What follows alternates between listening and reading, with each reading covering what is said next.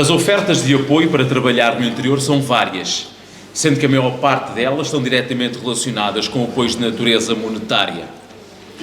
A forma como atualmente se pretendem captar pessoas para viverem no interior passa essencialmente por lhes darem benefícios financeiros. Será esse o fator determinante no momento em que um casal que pretende constituir família vir para uma qualquer cidade ou vila do interior?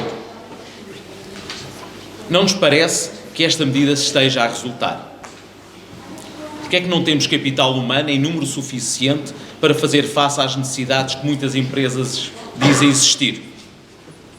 Mas ainda assim, há quem, dos territórios de baixa densidade na dinamização das suas economias, acredite e vingue nesses mesmos territórios. Estarão a cultura, as tradições, os usos e costumes de cada região condenados ao fracasso e ao limite de desaparecerem, deixando para trás um património material imensurável valor? Teremos os recursos que necessitamos para potenciarmos os nossos negócios devidamente distribuídos, identificados, ou ainda não percebemos que eles existem? O que conta na decisão final do empresário, no momento de decidir onde vai aplicar os seus recursos.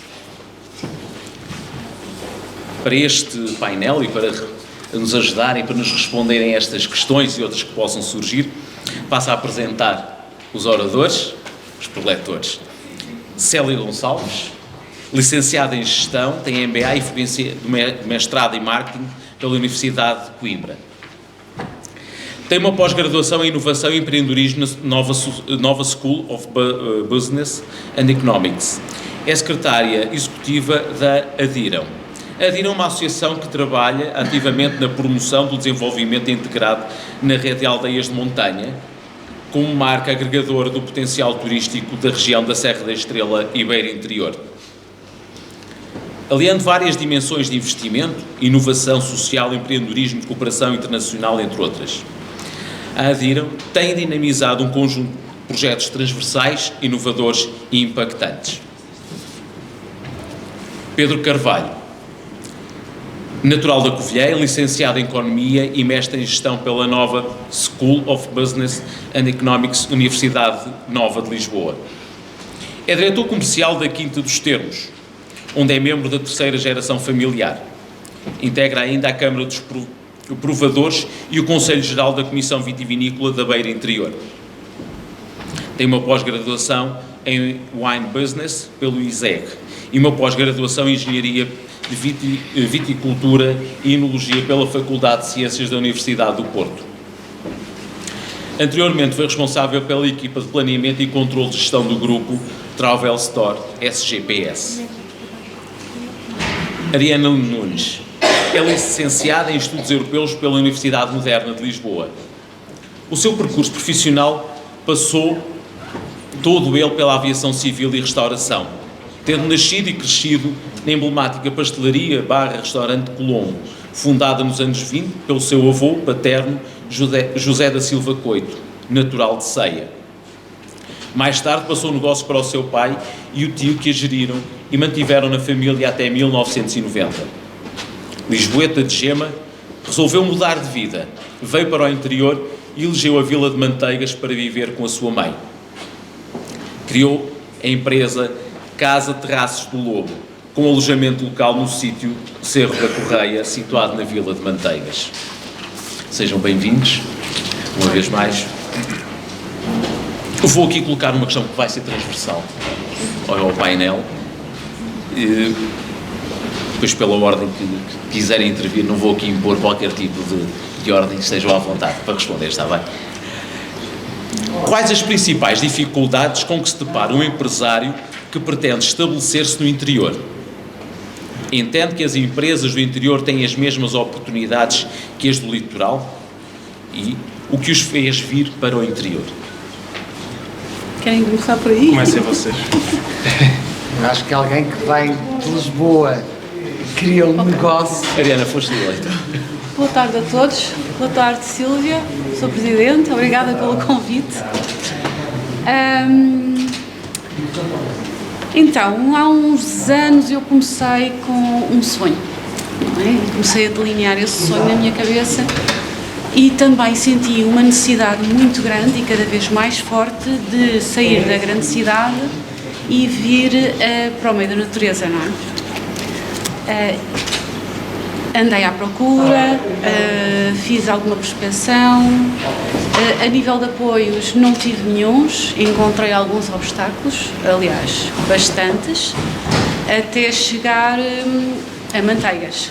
Antes de chegar aqui, ainda tive alguns terrenos assinalados noutras regiões.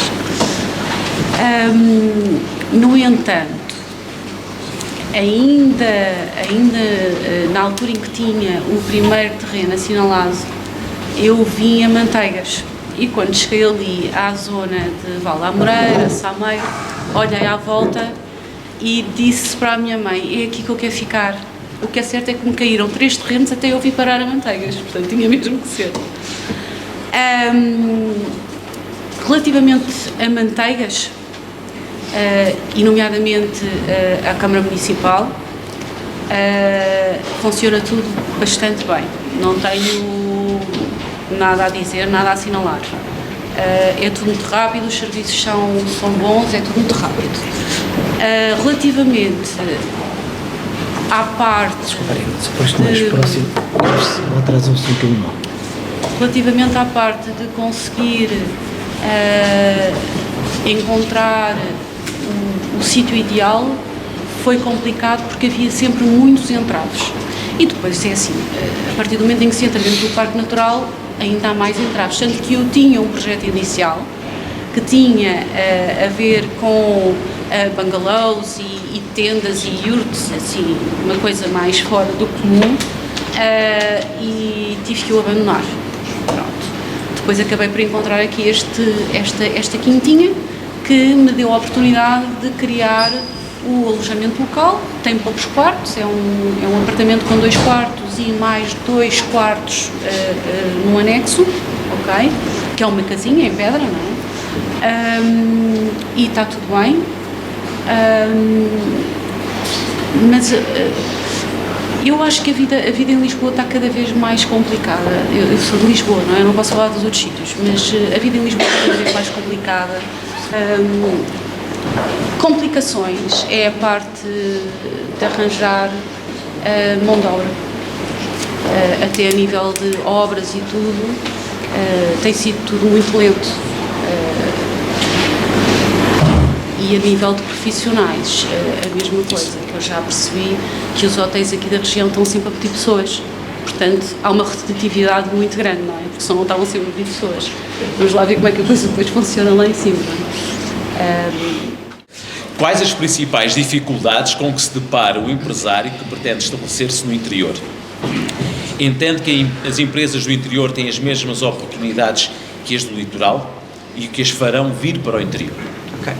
Pedir-lhe, porque é sempre importante relembrar a questão. Exatamente. Para... Antes de mais, se calhar vamos responder. Há aqui falou numa questão muito importante que nós sentimos, nós que estamos no território, e eu falo aqui em representação da ADIRAM, que é uma associação que envolve os 9 municípios na consolidação de uma estratégia comum de valorização da rede de aldeias de montanha, ou seja, um conjunto de aldeias que estavam até há muito pouco à margem daquilo que era o turismo da Serra da Estrela, até há bem pouco tempo. Nós temos aldeias, podemos afirmar convictamente, em que há, vou falar nome em particular, por exemplo, Cabeça, no Concelho de Ceia, ou Videmonte, no Concelho da Guarda. Eram aldeias que, provavelmente há 10 anos atrás, se eu chegasse lá e disse: o que é que eu posso visitar? O que é que eu posso fazer aqui em Videmonte? O que é que eu posso fazer na Cabeça? Aqui não pode fazer nada. Tem que ir para a Torre, só para a Torre, e lá sim. Ou seja, era este um pouco, ou então vai visitar as Trutas da Manteigas, ou seja, o turismo na Serra da Estrela estava muito associado aqui.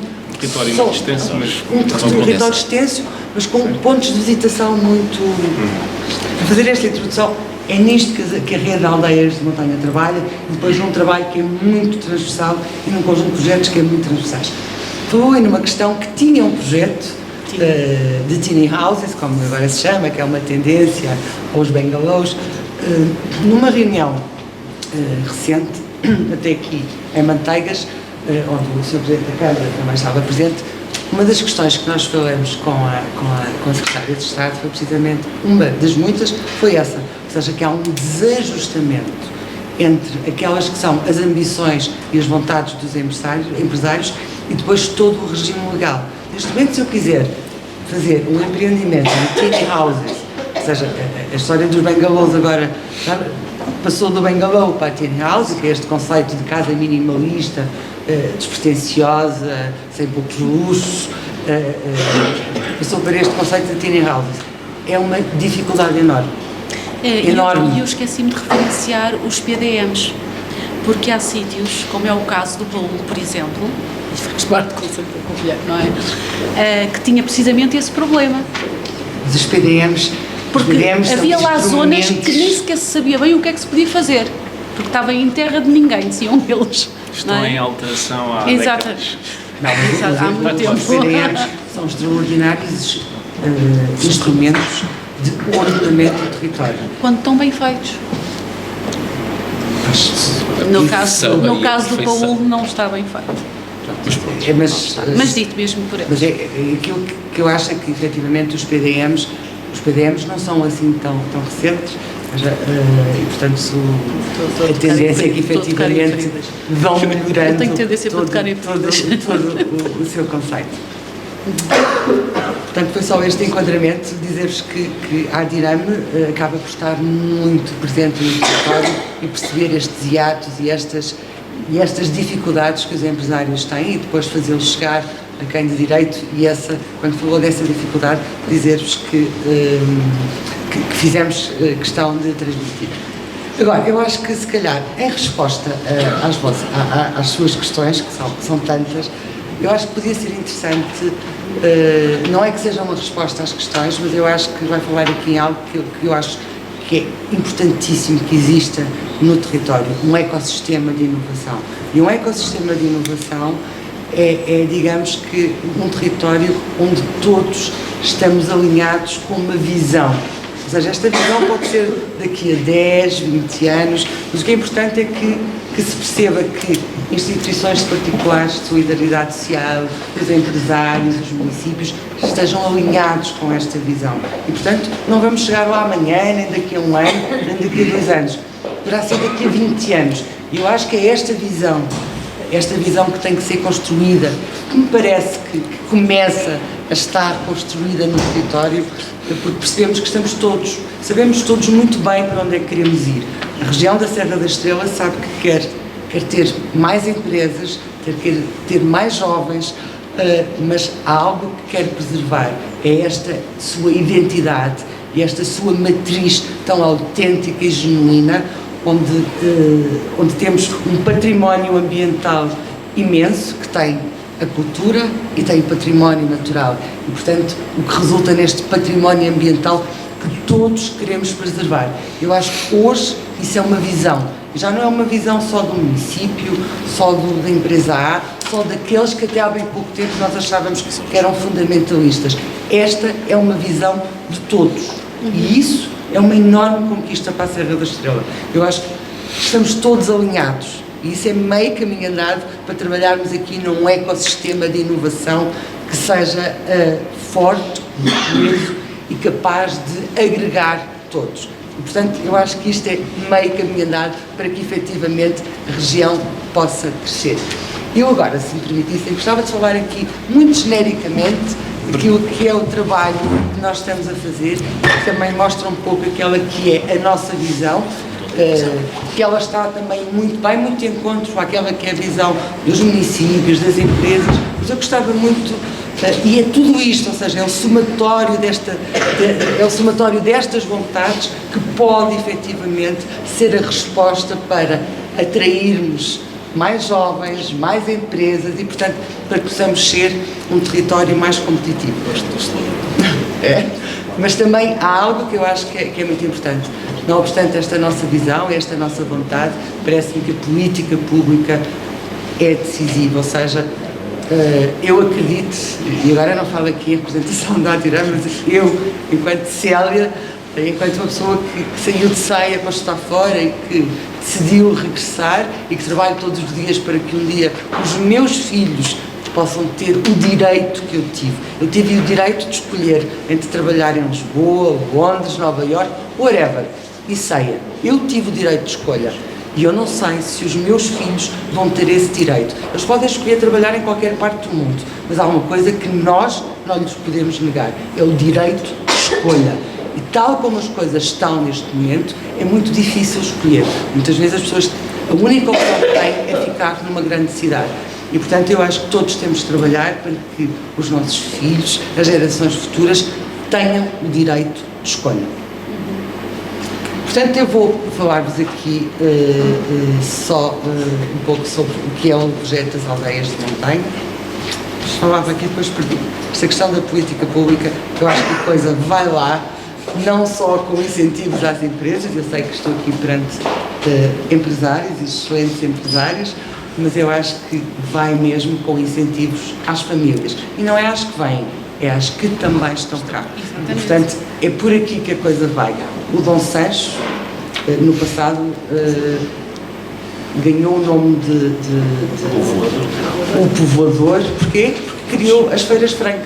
Agora o objetivo das feiras francas, meus amigos, venham marcar para esta região, porque não há pagamento de impostos. E, portanto, esta é a minha opinião. E é por aqui que a coisa pode ir lá. E, portanto, quem sabe tenhamos aqui uma geração como o Flávio e outros que possam ser os novos povoadores. Portanto, as aldeias de montanha têm este slogan, não é? Este é o seu naming, natureza autêntica, pessoas femininas, esta lógica de pense alto, pense aldeias de montanha, isto porque estamos aqui no alto, e portanto, nós quando estamos lá em cima, em todos os sentidos, estamos bem. Em termos profissionais, estamos em cima, estamos bem, em termos de saúde, estamos em cima, estamos bem. Portanto, normalmente, associar o alto e o cima significa sempre algo de muito positivo. Pois. A localização, ou seja, a rede das aldeias de montanha tem 9 municípios, os 6 do parque e os 3 das áreas contíguas, da área contígua, Fundão, Fornos de Algodos e Oliveira do Hospital. Eu vou passar isto, senão isto torna-se pesado.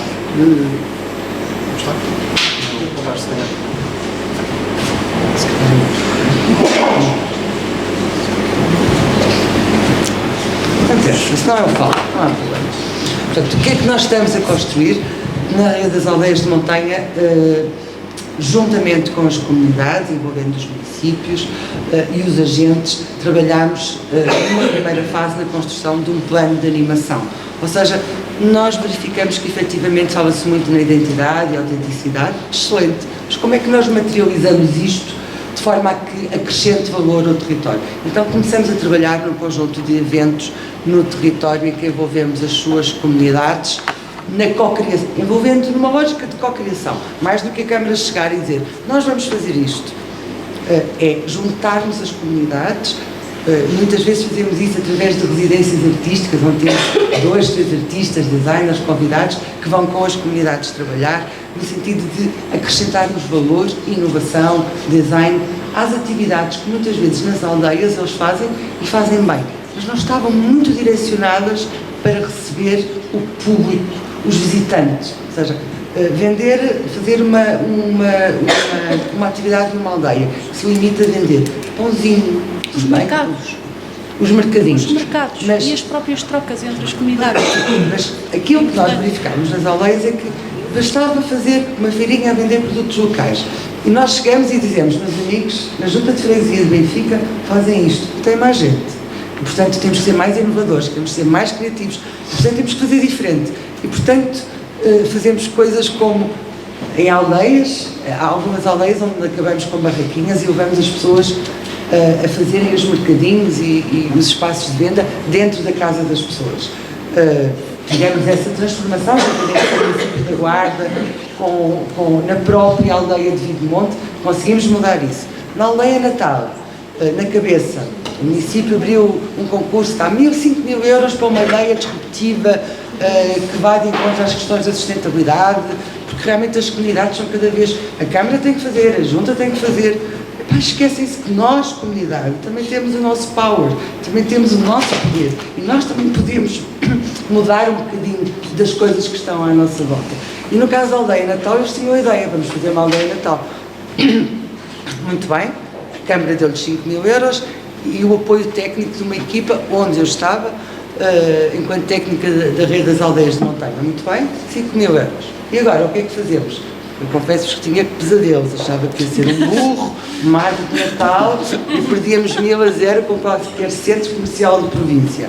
E isso não aconteceu. Eu recordo que no dia da votação toda a gente chegava ao pé de mim e dizia: mas porquê que este projeto ganha? Isto aqui devia ser um júri, deviam ser pessoas reputadas da sociedade a votar no melhor projeto, isto de ser as pessoas, cada um, ou seja, era o público que votava. E eu naquela hora saiu uma frase que era: meus amigos, cada pessoa que vota no projeto é uma pessoa que trabalha. Perguntam-me se eu acreditava no que estava a dizer, e não acreditava, mas queria acreditar. E portanto isto foi em maio, passou junho, julho, agosto, setembro, outubro, e eu tinha que apoiar uma aldeia a ser a aldeia natal, porque eles só queriam ser a aldeia natal. O conceito não estava lá, não estava. Por isso é que eu imaginava o burro, a árvore de Natal, o presépio, uma coisa assustadora. E portanto, e não era a Câmara já lhes tinha dado 5.000 euros, e portanto, vamos lá, como é que vamos sair desta? E pusemos a comunidade a fazer isso. E portanto, um disse: eu vendo Pinheiros. A IPSS dizia: mas doutora Célia, eu não tenho nada a ver com isto, eu sou uma IPSS, nós tratamos bem dos idosos, não queremos fazer mais nada. Desculpe, todos vamos ter que encontrar aqui a nossa vocação. O que é certo é que isso aconteceu. O que é certo é que aconteceu. A Comissão dos Baldios vendeu Pinheiros, fomos buscar um casal, um casal que vivia, e que era um casal, não era um casal heterossexual, e levámos para a aldeia. E eu pensei: bem, como é que isto vai funcionar? Lindamente. Funcionou maravilhosamente. Eles ensinaram a comunidade, estiveram uma semana a trabalhar com as comunidades, a explicar como é que as coisas funcionam, como é que podemos fazer uma grinalda, e as coisas resultaram. Nós depois pensamos: e agora? Temos a aldeia decorada, a Câmara não montava nem luzes, nada, eram as pessoas da aldeia, e são as pessoas da aldeia. E agora, como é que pomos economia nisto? Arranjámos casas na aldeia. Não é arranjámos, eram as pessoas da aldeia. A Comissão Fabriqueira tinha uma função, o Centro-Dia tinha outra, a Comissão dos Baldios tinha outra, e nós tínhamos outra. E pusemos aquilo a funcionar. Mas o segredo disto foi só um: comunidade. Foi comunidade. Se me dissessem: e se a Câmara fosse, não era a mesma coisa. Não era. Posso-vos dizer que já tentaram replicar este projeto. Eu digo sempre, e vou e explico como é que é. Tentaram replicar este projeto em N de cidades, N de aldeias, N de vilas. Não é a mesma coisa, porque não tem o principal, a comunidade. Agora, como é que isso se constrói? Com pinças. Ou seja, e é pôr toda a gente a funcionar. E é importante haver aqui, importante haver associações que trabalham na proximidade com os municípios. Por isso é que eu dizia que estas festas, que continuam a festejar e a celebrar as tradições, têm que ser muito mais que cá um bocadinho a vender produtos regionais. Isso fazem em Lisboa, melhor que nós, muito melhor que nós. E os nossos produtores até estão lá em Lisboa a vender o mesmo que vendem aqui e fazem lindamente. Portanto, nós temos que injetar mais criativos, mais inovadores, temos que pegar nos conceitos mais urbanos, naqueles conceitos urbanos, ou seja, o que é que o povo urbano, o que as pessoas mais urbanas também procuram, pegar nisso, trazer para as nossas aldeias, juntar a nossa identidade, a nossa autenticidade, e isto resulta na perfeição. Eu penso que é isso precisamente que as pessoas procuram. E é isto que as pessoas procuram. É a autenticidade. A autenticidade. É a cultura, as tradições, os produtos locais. Nós trouxemos um ano em que nós trouxemos o Diogo Amorim. O Diogo Amorim tem uma rede de padarias extraordinárias em Lisboa, não sei se conhecem, eles trabalham só com cereais orgânicos, e trouxemos o Diogo Amorim para fazer pão com as senhoras da aldeia. E a coisa resulta, ou seja, isto funciona. Portanto, nós temos que, eu às vezes digo, não tem problema nenhum se nós chegarmos a uma aldeia e tivermos um workshop de comida vegetariana. Não é matriz da aldeia, pois não é, mas a aldeia tem muito a ensinar a quem faz, a quem está alinhado com estas... com esta tendência vegetariana, mas é na aldeia que pode encontrar inspiração para isso. Sem dúvida alguma. Nós estamos a trabalhar, por exemplo, no Festival das Hortas, ou seja, de que forma é que as hortas podem dar origem a um festival muito semelhante ao Festival dos Jardins. Portanto, o nosso plano de animação tem esta matriz. Estamos a trabalhar com manteigas, também num projeto que vai ligar a lei, que também tem como este, porque efetivamente manteigas tem, ou seja, a lã, quando falamos em lã, pensamos em manteigas, é aqui que estão indústrias de topo, que criam design, que exportam, exatamente, o burel, que acaba por ser já um output da lã, mas se calhar pode ser construído mais. E o Fábio é esse desafio que também quer lançar aos empresários de manteigas, à comunidade de manteigas, e nós também estamos aqui para darmos o nosso apoio e mais uma vez temos uma atividade no plano de animação que está alinhada com as novas tendências urbanas, mas que tem na sua matriz a identidade e a autenticidade. Achamos que não é só festas que o território precisa. E, portanto, decidimos, há pouco alguém falava em fazer, errar, e nós achamos que temos um território extraordinário para testar conceitos e projetos novos. Então pensamos, ainda antes da pandemia, em ter uma rede de coworking rural. Eu tinha ido a Bruxelas uma vez a convite de um projeto da União Europeia e via um país qualquer, já não me recordo qual era, a falar sobre coworkings rurais. E eles diziam, pois, porque os nossos coworkings, uma coisa muito rotista, os nossos coworkings não funcionam, não têm gente. E eu olhei para aquilo e pensei, bem, eu ia para lá trabalhar, nem que me pagassem, porque eram horrorosos. Ou seja, eram feios, não eram inspiradores. E mais uma vez, quando falamos na nossa identidade e na nossa autenticidade, temos que a pôr em tudo que fazemos. Então decidimos criar espaços de coworking em ambiente rural, onde tudo que está no espaço, desde as mesas, é produzido localmente. E não falo localmente na aldeia, não é isso. É na região da Serra da Estrela. Nós temos espaços de coworking onde temos o conceito do design quilómetro zero, onde nós sentimos a identidade e a autenticidade do território, porque o PUF, todas as peças obedeceram a um projeto de design, desde o candeeiro, que envolvemos uma IPSS, em que o suporte do candeeiro foram os meninos, os companheiros da Casa de São Isabel que foram recolher, o abajur, a estrutura veio de uma... Foi mais longe que fomos. Veio na Serra da Lousã, mas depois toda a estrutura, o crochê, foi feito pelas senhoras da aldeia. O sistema de iluminotécnica foi feito por uma microempresa também do território. Os cobertores de papa deram origem a tapeçarias. Os sofás que estavam alguns estavam nos ecocentros, outros estavam nas casas que não tinham qualquer utilidade nem função no contexto das vivências da aldeia, como era o caso de Videmonte, era uma casa do ICNF que estava lá sem ser aproveitada, e portanto nós transformamos em cowork.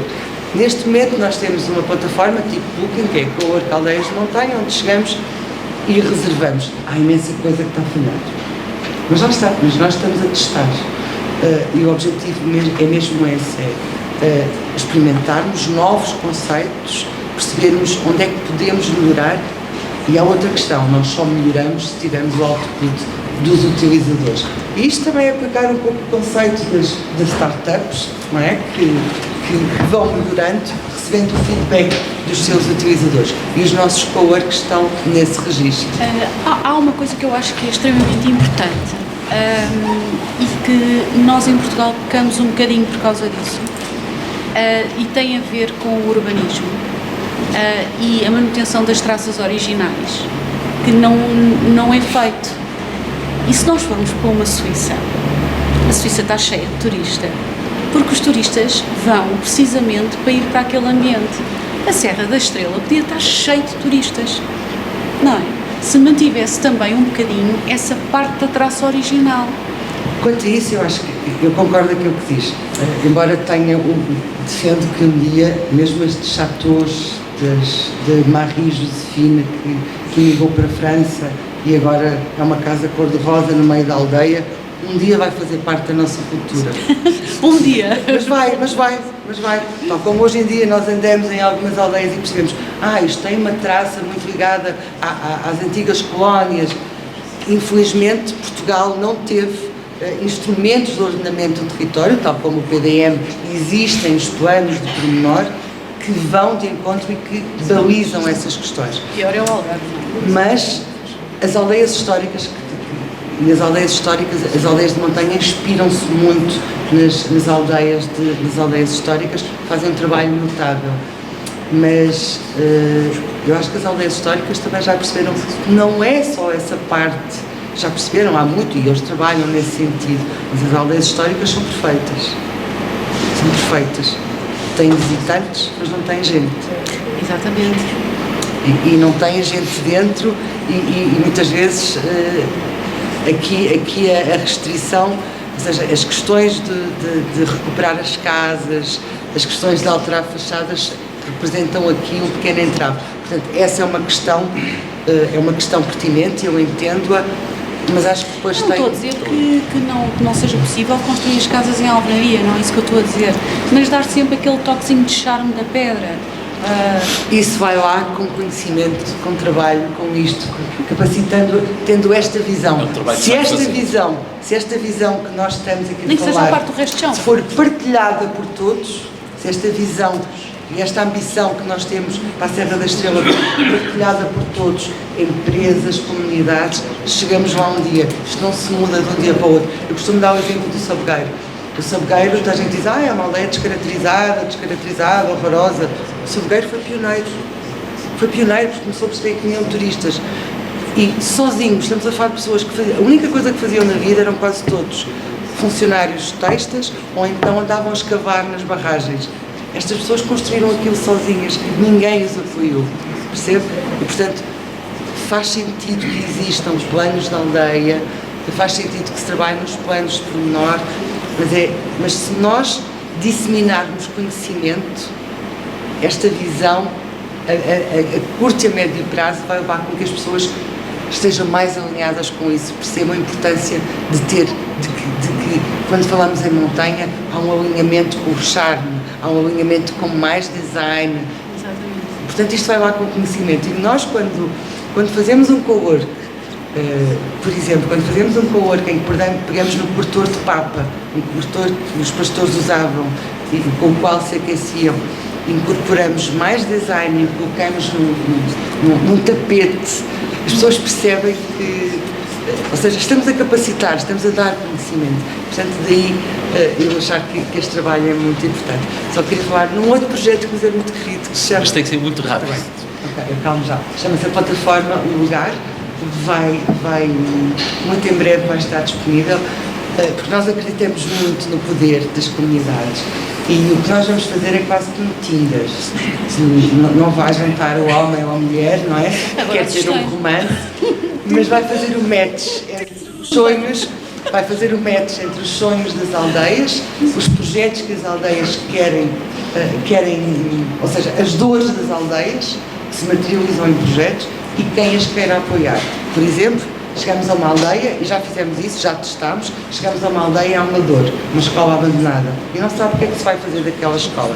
Nós, através de técnicas e com abordagens de design thinking, vamos pensar com as comunidades o que é que vamos fazer daquela escola. Vamos ter um caderno de encargos com é preciso isto, é preciso um projeto de design, um projeto de arquitetura, tal, e vamos procurar quem queira apoiar estes projetos. O que é que vamos fazer aqui? Vamos ativar a diáspora.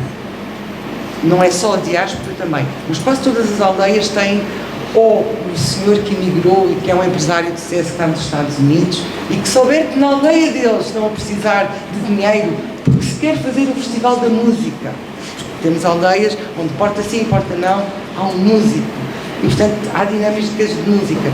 E, portanto, o que queremos é construir projetos em que juntamos as aldeias, os sonhos das aldeias e as pessoas, empresas que os queiram apoiar. Chama-se a Plataforma Lugar e também é um projeto que vai entrar em experimentação muito em breve.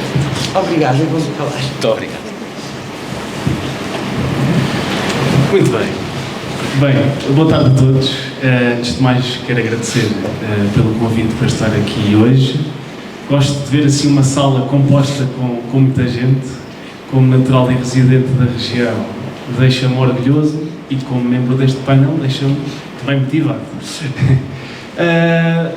Falar aqui um bocadinho, portanto, a minha perspectiva é muito diferente da vossa, não é? Complementar, portanto, neste caso, é uma realidade de produção agrícola, não é?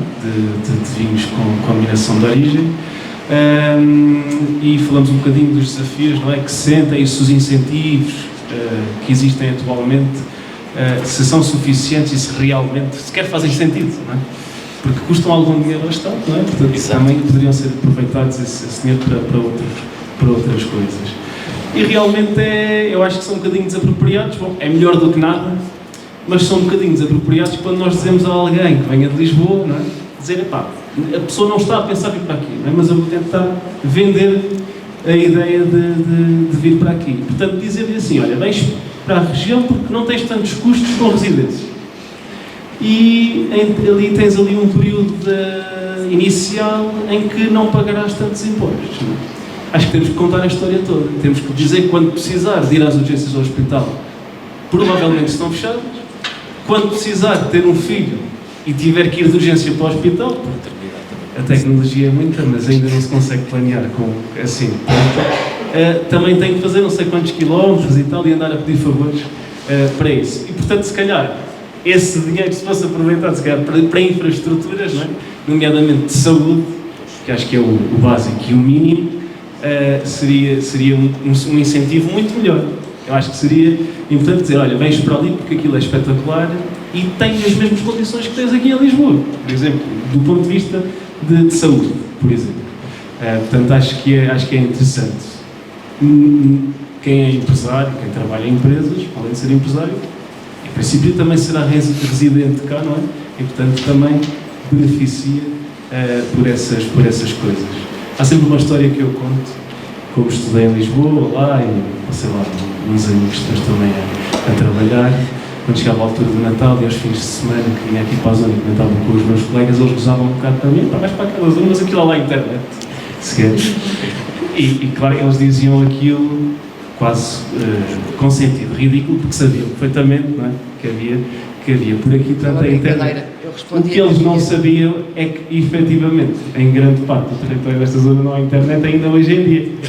Por exemplo, posso comentar na sede da minha empresa, a internet que nós temos por cabo é a DSL 2 megas por segundo. Portanto, aquilo que parece ridículo continua a acontecer e continua a acontecer numa grande zona deste território.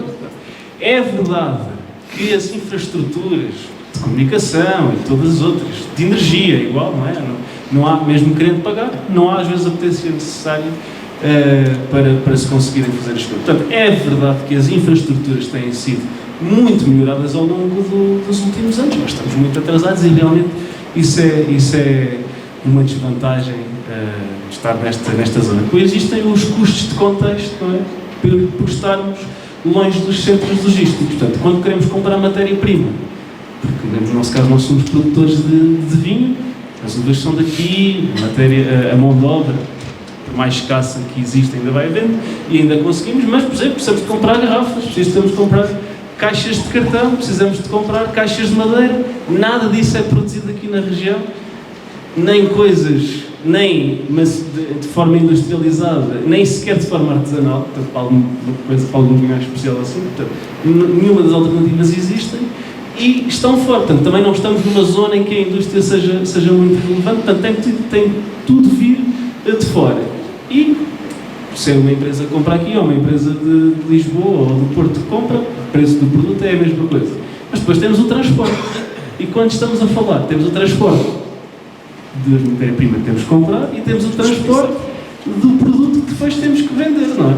Porque os centros logísticos, quando nós vendemos para uma grande superfície, quando exportamos em que temos que entregar o vinho num transitário, não estão aqui, não é? Estão todos no litoral, não é? E portanto, quando temos um produto como o vinho, como o azeite, como a fruta, como coisas que acabam de ser produtos baratos. Portanto, o custo de transporte é uma coisa muito relevante e cada vez mais. Portanto, isso é uma grande desvantagem de viver longe, não é viver neste sítio específico. Eu acho que não temos que responsabilizar ninguém, é o que é, não é?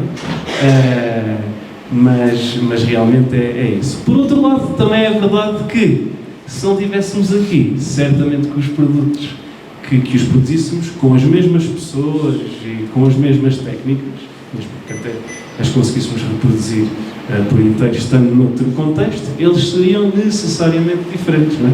Sobretudo quando temos um produto agrícola. Podiam ser melhores, podiam ser piores, acho que estão reconhecidos já hoje em dia como sendo de grande qualidade, portanto estamos condenados a ficar cá, não é? Ainda bem. E ainda bem. E portanto também é com muito gosto que cada vez também vemos maior dinamismo e também um interesse crescente por parte da política, do poder político um bocadinho mais central. Estamos muito atrasados, portanto, por isso esperamos que continuemos o bom ritmo. Muito obrigado. Uma vez que estão cá, neste caso, a Quinta dos Termos, aproveito para introduzir aproveito esse ponto de introdução para a próxima questão. Qual o ingrediente secreto para que a empresa, neste caso a Quinta dos Termos, que já vem na sua terceira geração, qual é o segredo para manter, então, perante tanta vicissitude e alguns constrangimentos, qual então o segredo para manter essa atividade? E assim, tão bom. Obrigado. Eu acho que só há um, é que realmente gostamos disto. E portanto esse é o maior segredo. É Nós gostamos de estar aqui. Não é com nenhum sentido.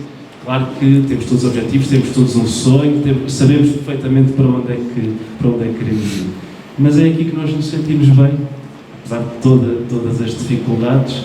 E portanto, gostamos tanto disto, preferimos ficar cá e dar o nosso contributo, por mais pequeno que seja, naquilo que nós consigamos fazer para que as condições locais se melhorem, não é, para todos, do que simplesmente abandonar e desistir e ir para outro local. E depois é um bocadinho como todas as empresas que têm já uma história longa, tem que haver uma grande liderança, tem que haver muito trabalho, tem que haver um foco muito naquilo que se tem. E eu acho que no nosso caso em particular houve uma estratégia muito bem definida. Estamos aqui nos vinhos, há um bocadinho duas realidades de produção diferentes, que é das duas uma, ou se produz aquilo que se vende, não é? E para isso há tendências de mercado, há modas nos vinhos como em todos os outros setores, ou então vendemos o que produzimos. E nós adotamos essa estratégia. É um bocadinho mais dura no início, para mim é mais fácil porque já venho de gerações que passaram um bocadinho por essa coisa, portanto semear quando já se está a criar alguma coisa é sempre muito mais animador, mas portanto houve muito esta estratégia no foco nas castas regionais, o que é interessante e acho que do ponto de vista comercial hoje em dia, acho que se reconhece que realmente é a via, mas é muito complexo, porque por exemplo, para produzir vinho é preciso videiras. Para se terem as videiras plantadas é preciso comprar videiras. E se nós quisermos comprar plantas de castas internacionais, por exemplo, Cabernet Sauvignon, Chardonnay, Sauvignon Blanc, Merlot, essas grandes castas internacionais, e contactamos um viveirista desses muito profissionais, até estrangeiro, com representação em Portugal por alguém, a gente manda uma análise dos solos, por exemplo, de cada parcela, e eles mandam-nos o clone adaptado àquela parcela, portanto, que é completamente diferente de outra zona. Se fôssemos instalar aquelas plantas. Quando queremos plantar castas locais, não existe informação.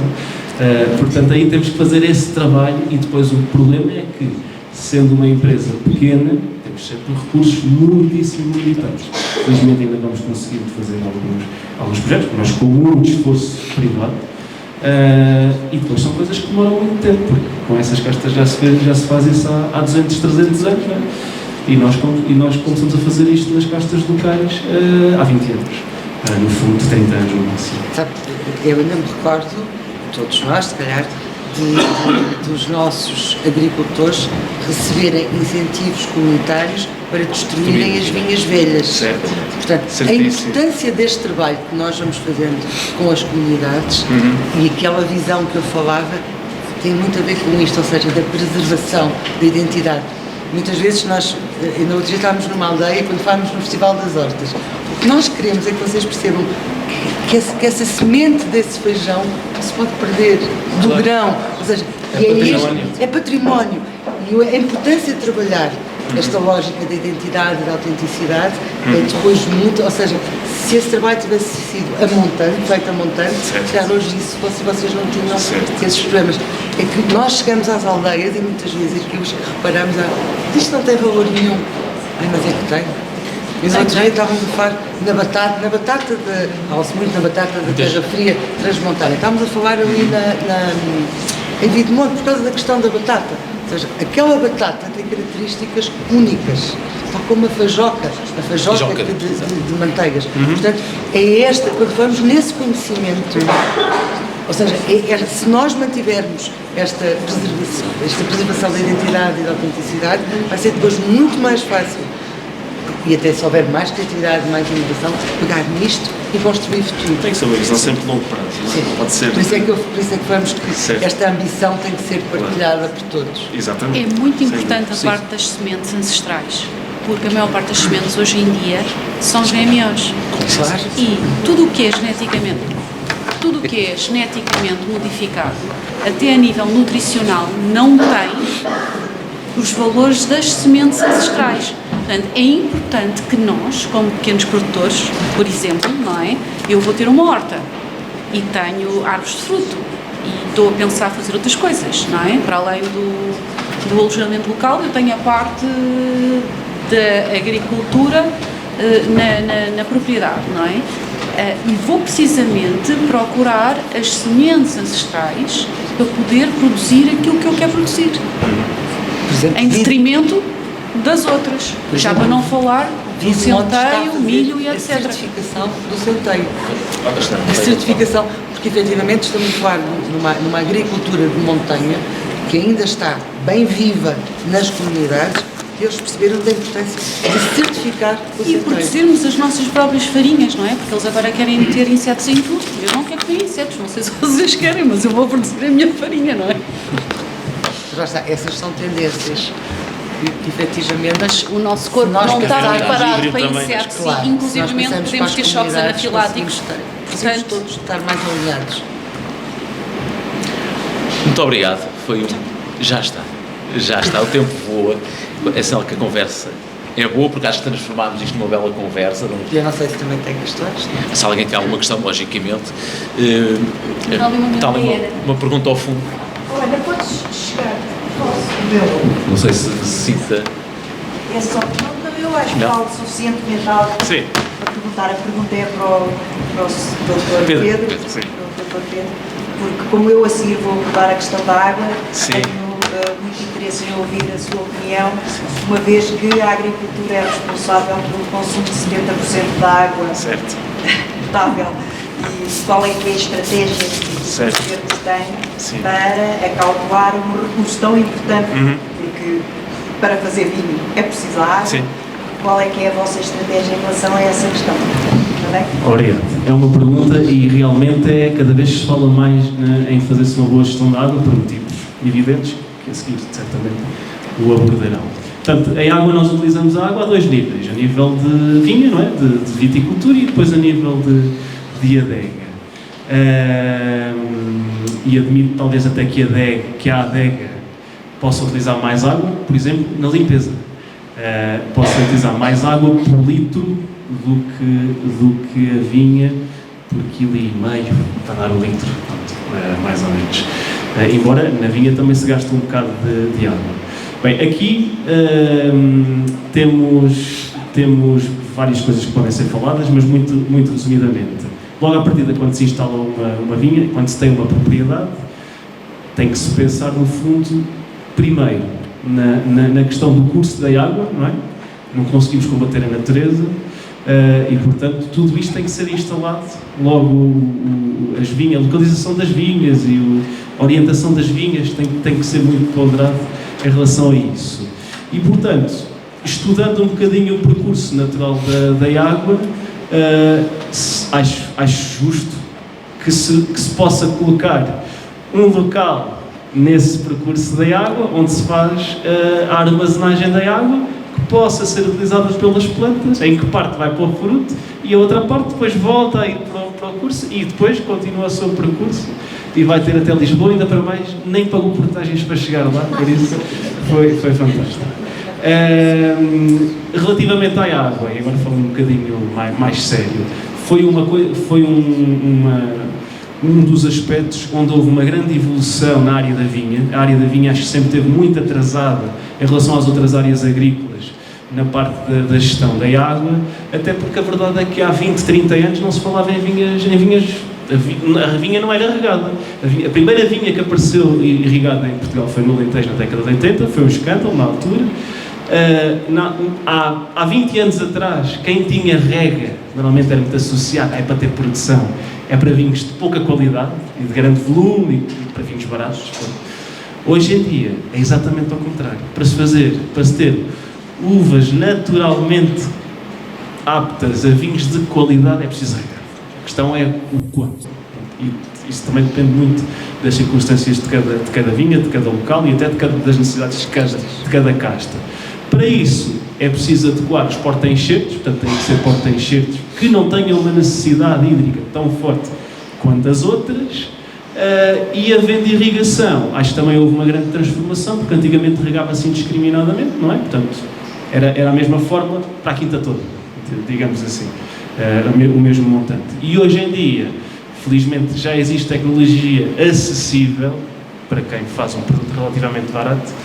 Já existe tecnologia acessível em que se consegue, com sensores consegue-se medir os níveis de umidade do solo a vários níveis de profundidade e tendo depois irrigação gota a gota, com tudo setorizado, já se consegue colocar mais água onde ela é precisa e menos água onde ela não é tão precisa. Portanto, hoje em dia já existem métricas e ao longo dos anos também vamos tendo historial para trabalhar os dados, para conseguirmos adaptar essa parte. Felizmente também já existe alguma formação disponível para trabalhar com esses sistemas, nomeadamente, uma coisa que interessa muito também esse nível da água, é que hoje em dia com 500 € por ano é possível ter acesso àqueles satélites que fazem aqueles mapas com aqueles índices de água à superfície, do índice de vegetação, e isso tudo o que permite ter mais precisão na utilização da água e não ser uma coisa indiscriminada de utilizar não sei quantos litros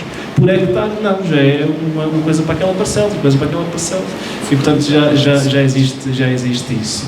No caso da adega, é uma questão, acho que aí a indústria do vinho ainda continua muito atrasada, tem que não monitoriza tanto. No nosso caso, nós utilizamos muito a grande parte da água que é utilizada na adega, porque temos esse recurso, podíamos não ter. É água de mina, água de furo, portanto, água que é daquela zona, não estamos a roubar a nenhum lado, no fundo.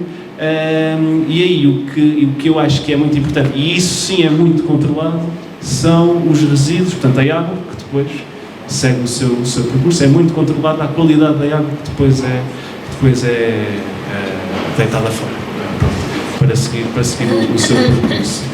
No entanto, eu acho que, e já vejo algumas empresas mais pioneiras nisso, por exemplo, em que uma parte do bónus pagas aos enólogos, por exemplo, tem a ver precisamente com a quantidade de água utilizada por litro de vinho. Gasta-se mais água do que o vinho que se utiliza entre a vinha e o coisa. Não é só na área da vinha, do vinho, não é? Mas aí acontece isso. Muito obrigada a este painel. Antes de passarmos ao último painel da tarde, gostaríamos de passar um pequeno filme que vos convido a olhar e a refletir.